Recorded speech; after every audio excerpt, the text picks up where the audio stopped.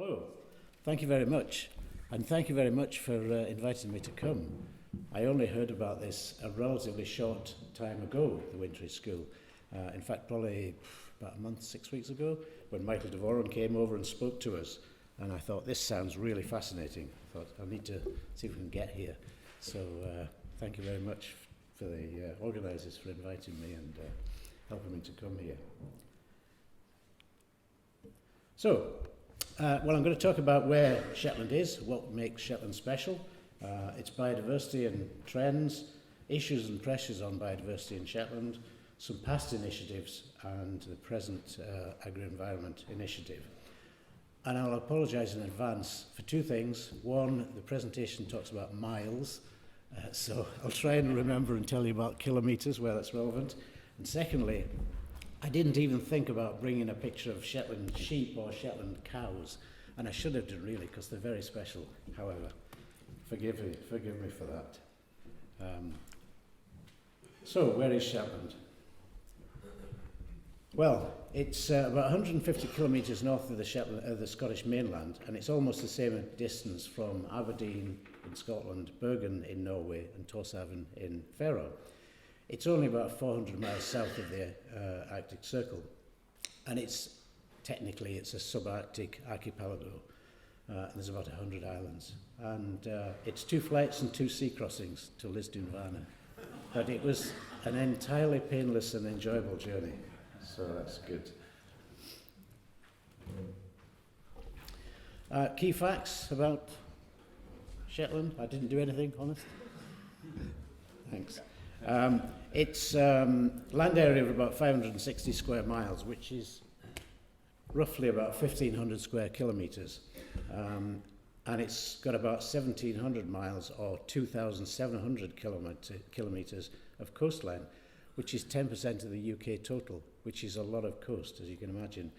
Actually, there's nowhere more than 3 miles, about 5 kilometres from the sea in Shetland. You cannot get any further away than that. Because it's so far north, it's known as the land of the simmer dim, so the sun only just dips below the horizon a few degrees. And in July 2017, we had 184 hours of sunshine, and in the same year, we just had 11 in January. So it's a bit dark and gloomy in January. It's what's known as a hyper-oceanic climate with warm continental shelf current. In other words, it's mild, wet and windy.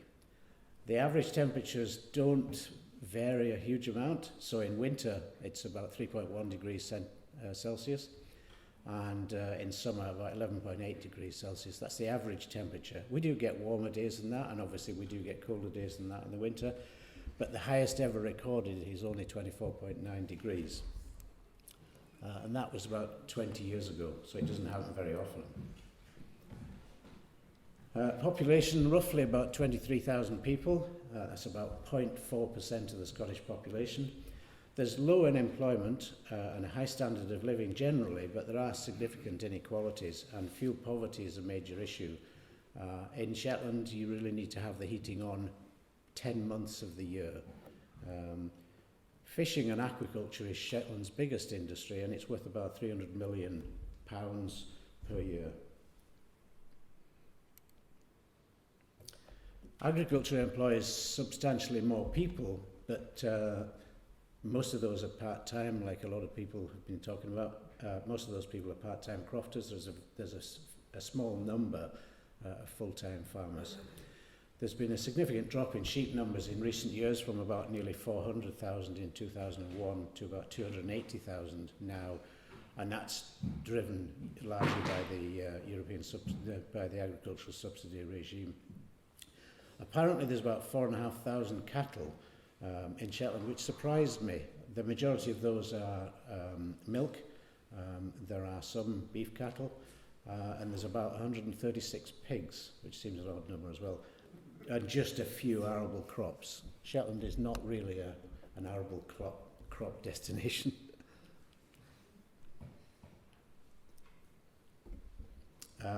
The oil and gas industry is the second largest by economic value. It's about £90 million or so per year. And Sullom Voe oil terminal, which is now joined by a gas terminal, is one of the largest oil terminals in Europe, and it's been operating for over 40 years and has seen a throughput of about 8 billion barrels. Tourism is increasingly important, helped by various TV documentaries and programs, and some of you might have heard about the Shetland series, but it's very small when compared to the other Scottish island groups. There are three main island groups: the Western Isles, or the Hebrides, or the Outer Hebrides, the Orkney Islands, and the Shetland Islands. And the Outer Hebrides, the Western Isles, has by far the largest number of tourist visitors, over 200,000, and business visitors in that group represent less than 20%. Again, in Orkney, business visitors about 20%, but they have 174,000 visitors. But in Shetland, we merely have 73,000 visitors, of which over a third, are business related, and mostly those to do with the oil industry, and many of those are people who come to work they come to Shetland and they either work at the terminal or they go offshore. So if you take out the business visitors, you're talking 50,000 visitors per year, tourists, which is actually, seems like a lot in the summer, which for us lasts about 2 days. But it really isn't a lot on the grand scheme of things. So in terms of economic value, it's very small.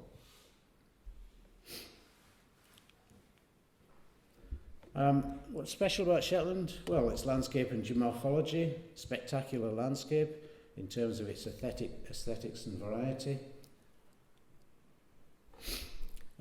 It's a unique and important geomorphology, and it's recognised as a UNESCO Global Geopark. The whole archipelago is the geopark. In addition to that, it's got a very strong Scandinavian heritage. Shetlands are proud of their long history and local identity with strong Norse cultural links. We don't speak Gaelic in Shetland. It was part of Norway and then Denmark until 1468, when it was gifted to the Scottish Crown as a marriage dowry. In theory, some people like to think that it could have been reclaimed at some point, but it never was and never is, and has become firmly part of Scotland ever since. There is currently a tentative list recognition or application to be on the World Heritage List from the archaeological point of view. It's known as the Zenith of Iron Age Shetland. And so there, the pictures you see there are Musa Broch, which is the world's tallest and most complete broch. These are structures which are found over the north, principally the north and west highlands of Scotland. Jarlshof in the middle there is one of the most remarkable archaeological sites ever excavated in the British Isles, and it was continuously occupied from 2500 BC until the 17th century.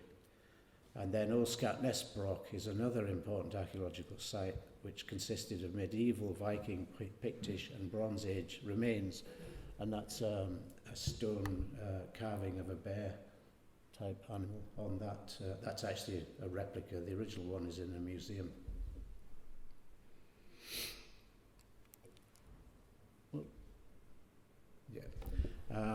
So Shetland has, because it's an island, obviously that helps to make its biodiversity rather special. So it has many unique aspects. It's got a number of endemic species that obviously don't occur anywhere else. Shetland's biodiversity is relatively impoverished by UK standards, but it hosts unique species assemblages and is an incredible place, especially for birds. The environment on Ronas Hill, which is our tallest hill, which is only 450 metres, is very similar to the Cairngorm Plateau in the Highlands of Scotland, which are 1,300 metres. And there are Arctic species of water flea and various fungi and other species there as well. And some more familiar biodiversity. These are all unique to Shetland. The Shetland wren is a subspecies. It's slightly larger and darker than the wrens found in the rest of Britain.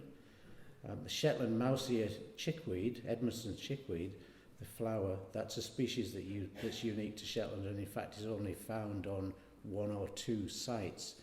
and it relies on serpentine geology. So that's incredibly rare. I mean, you're talking probably less than 100 plants, individual plants. There are species on the bottom left, that's hawkweed, and there are 18 micro-species which are endemic to Shetland, and some of those are only known from a handful, some of those are only a handful of plants known from a single location. So that some of those are incredibly rare as well.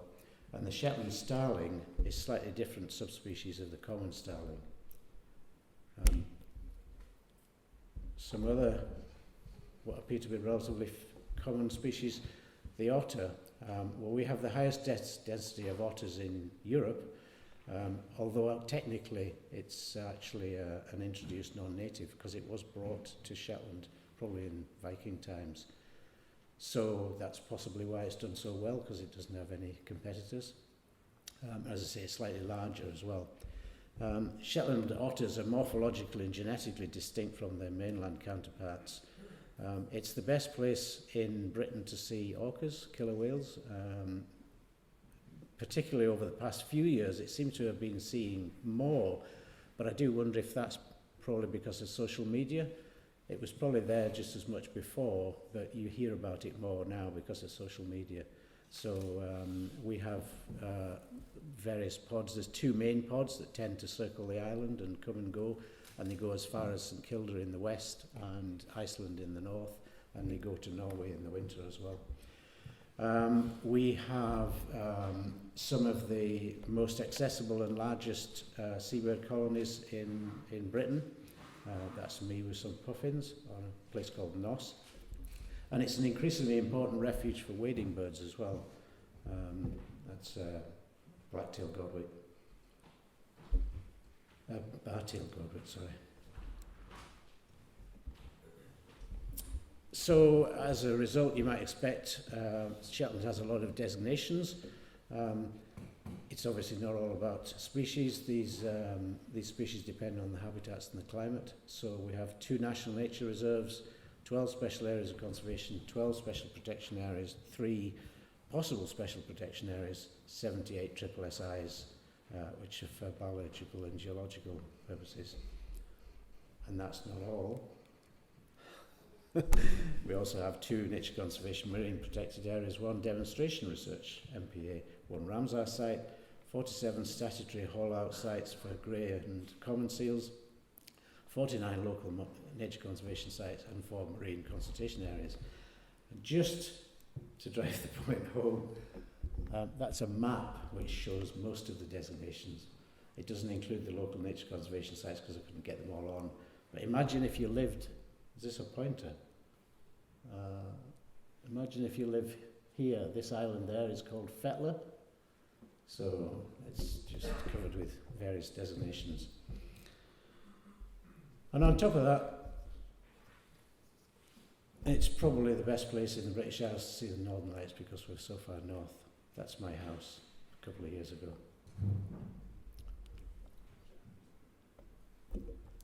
So as a result of this, Shetland's regularly in the media and is often voted in the top 10 or top 25 places to come and visit for various reasons, which it's a bit of a double-edged sword in a way, because living there, I know it's special and I kind of want to keep it to myself. But on the other hand, it's really good that other people realise how special it is, because it's only by people realising how special it is that they're actually going to, think about protecting it or looking after it. And a lot of people come and visit. We have large numbers of cruise ship visitors who were not included in the number of tourists that I listed before. And lots of people come on cruise ships, remote expedition type cruise ships, and then they come back and visit, and some of them then come and live here. So anyway, biodiversity trends. Well, Shetland's world-famous breeding seabirds have had poor breeding success and population decline since the 1990s. And some of these figures make pretty grim reading. There's been an 81% decline in the population of Arctic skua since 1992, and Shetland was and still is a bit of a stronghold in terms of the UK. Obviously, you appreciate Shetland being so far north, we get a lot of species which normally live further north, so we have species where it's the southern limit of their range, but we also get species that it's the northern limit of their range as well. The Arctic tern, on one particular site, the population is down from 9,000 to 110 over the past 20, 30 years. Puffin, I would take that figure with a pinch of salt. It says down from 33,000 to 570. That's the official figure, but that has since been disputed, and I think there are more than 570 puffins across Shetland. But you still get the idea that there's been a significant decline. Kittiwake has been the most tragic, I think, really.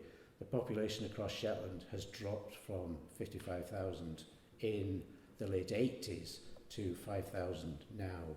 So where there used to be a seabird colony with thousands of kittiwakes, you now might see half a dozen pairs.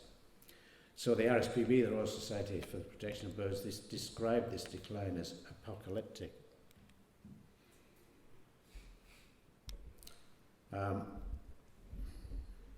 Obviously, there's many reasons for this loss. Many human pressures, activity and change, climate breakdown, probably causing warming sea temperatures and changing in ocean currents. That's caused migration of prey species, either further north in many cases, sand eels particular, or just further away, which means that the individual seabirds have to travel much further to find their prey in the first place. Less prey available overall, and particularly in the case of puffins, it's really noticeable. Puffins coming back with pipefish as opposed to sand eels, and the chicks can't deal with those. So basically less nutritious or digestible prey, which overall just means less food for the chicks. Excuse me, just getting a bit dry.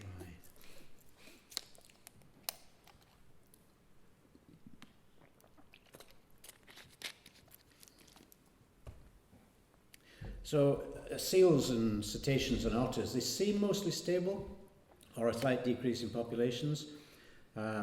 Grey seals in particular seem to be stable or possibly even a slight decrease in some areas, but this is at variance with much of the rest of Scotland where populations are increasing. The common or harbour seal is definitely decreasing, and the reasons are really not known, but it could be prey availability, and perhaps some people have suggested it's an increase in orca predation.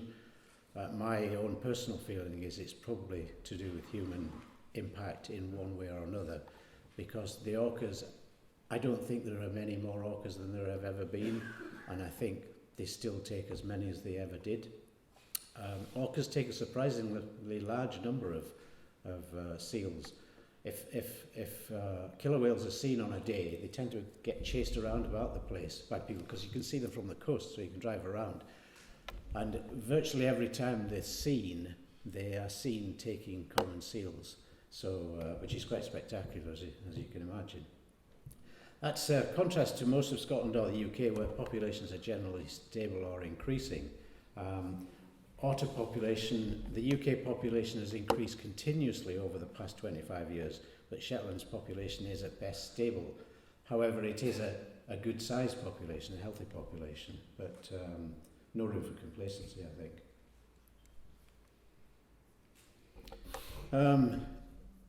Biodiversity trends, other birds, plants, limited recording of plants, but 20% of rare plants are in unfavourable condition or declining. Wading birds, and Shetland is becoming increasingly important as wading birds decline dramatically across the rest of the UK. But even our population, 40% of the population is in unfavourable condition or declining. Songbirds, about 25% of songbirds, again, unfavourable or declining population. All other species, changes in land and sea, development pressures, direct exploitation and persecution of species, climate change, pollution of the land, water and atmosphere, movement of and invasion by alien species. These are all big impacts in Shetland as they are anywhere else. And so The result, this is plastic and other debris pollution, which this particular site has actually now been cleared up. But you'll see under there's a dead minke whale a few years ago, and the reason that it's dead is because of this strapping band, which has obviously been around its body for many months, cut in, and it basically just starved to death. And so there's obviously a lot of plastic and other waste. This is just a kind of plastic super pollution, which can occur quite easily. We have in Shetland, it's called Davor Redup, which stands for, or means, what's translated to the spring clean.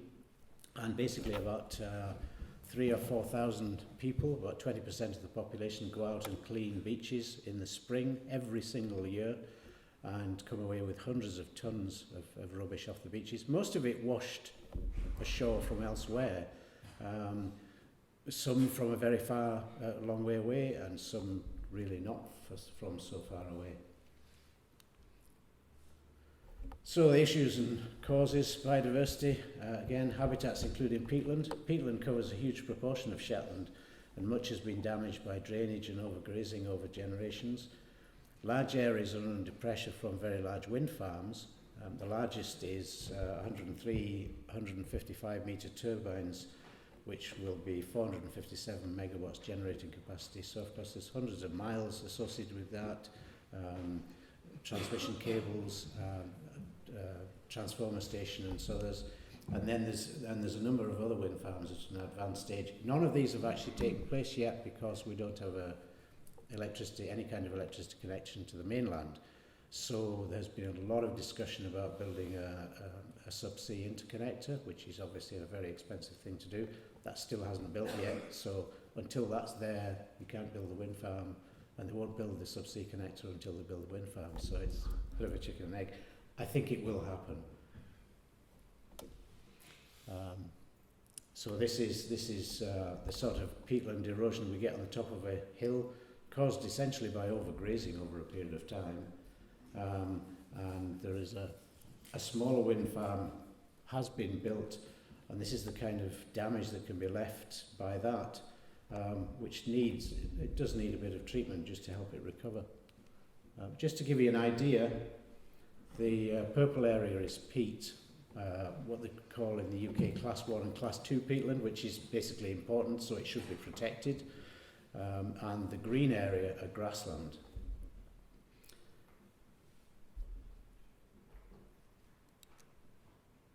Other habitats. Grassland covers a large proportion of the rest of Shetland, so we have what's known as in-by meadows, some fairly limited crops. Traditional croftland created botanically diverse habitats, particularly valuable for wildlife. So hay and cornfields are becoming less common, meadows are becoming less diverse, grazing regimes are changing, there's been declines in diversity, and there's a lot of pressure from development, from lots of small individual developments such as housing, but also some very, very large developments such as the new gas plant, just major development, fish farm, industry development generally. So scenes like this one are becoming less common. Can't even get that to go on now. All right, there we go. Scenes like this one are becoming less common. Development has been from energy and power, so oil infrastructure, commissioning, decommissioning, transport, logistics, personnel management and occupation, power stations and transmission, housing, industry, wind farms. I have 2 minutes apparently, so I'll get a bit further on. Fishing, aquaculture, and all of these things over the last 30 years, because there's been a lot of wealth generated largely by the oil industry, the wealth has made all the other things bigger and more pressing and more rapid, if you like. Awareness of nature conservation measures in the UK is incredibly low. For example, in the EU, 30% of people have heard of Natura sites. In Ireland, it's 18%. In the UK, it's just 4%. 96% of the population have never heard of Natura sites, which is shameful, and I think we all need to do something about that. Sorry, that was that one, which I think is quite dramatic. So there have been some initiatives in the past. We had environmentally sensitive area, and then various smaller scales, NEEPs for Linties and Farming for Nature initiatives. And in the early 2000s, there was about 120,000 hectares previously in agricultural agri-environment schemes, whereas today there's just 12,000 hectares in agri-environment schemes. And the reason for that is basically because the management options in the agriculture environment climate scheme, which is the current environment scheme, has 74 options, of which only 10 are applicable in Shetland, because we don't have the habitats, we don't have the species, we don't have the farm types, the regimes, the crops, livestock, water or land features. We just don't have them, so you can't tick that box, which is very penalising. So of course not only they're not in the schemes, but of course they don't get that money. Peatland Action is an SNH funded scheme which is supporting peatland restoration, and there are promises of the wind farms to also restore peatland as part of their projects as well. So that's a small scale scheme that was completed recently. We have just, as of last August, established a new Shetland agri-environment group, which includes members of all those organisations, so farming, crofting, biologists, environmentalists, farmers, conservation advisors, vet, and so on. And the initiative came from the agricultural sector. They basically said, look, we can see something new is going to have to come. We want your input to make sure that this is environmentally sound. So that was very positive. So we've met a few times, including a recent meeting where Michael and himself, whose name I've forgotten, came over, Gwyn Jones. And we came up with some objectives. These are the objectives that the group came up with: protecting biodiversity and restoration of ecosystem services. I hate ecosystem services. It's nature. But I still use it because it's kind of common currency. But I do wonder what the general public think if you talk about that. Achieving significant reductions in agricultural emissions. So these objectives actually all came from the agriculturalists themselves. The principles of new scheme should be that it should be evidence-based, outcome-focused, in other words, results-based, public money for public goods, knowledge-based, regional flexible approach, and effective monitoring of outcomes is essential to inform further management and future scheme development. And we had, this scheme should also link to 4 different elements as integral to farming for nature. So it should be environmental improvement and climate change, local food production, local economy, and health and well-being. And we had a workshop after Michael and Gwyn's visit, where we tried to come up with some themes. And some of the environmentalists said, you need to tell them what the theme should be. And some of us said, no, actually the point is that the farmers and crofters, they need to come up with stuff that works for them, that they can believe in, that they can buy into. So we took that approach. And without any prompting, we came up with carbon sequestration, waders, wader grasslands, and habitat mosaic, which I was really encouraged by. So management of hills, including bogs, heaths and woodlands, scrub planting and management would be the first. Grasslands, including silage and wetland management, soil quality, native livestock breeds would be the second. And the third one is the most diverse, so plant diversity, insects, pollinators, fungi, burns, coastal habitats, nesting birds, wild bird seeds for migrants, wintering birds, native breeds and sustainable and local food production and local heritage. As I said, I mentioned to you before at the beginning, Shetland sheep and Shetland cattle, native breeds, very important to Shetland. Shetland lamb in particular is fairly well known worldwide. But Shetland beef, if you ever come to Shetland and get a chance, eat it. It's just amazing. And that's as far as we've got, basically. So that's why I wanted to come here and learn from you people. And I did say Shetland was very special. This is back at Ronus Hill a couple of weeks ago. This is a snowy owl. We quite often get snowy owl visitors. Sorry, thanks. So we quite often get snowy owl. So thank you very much.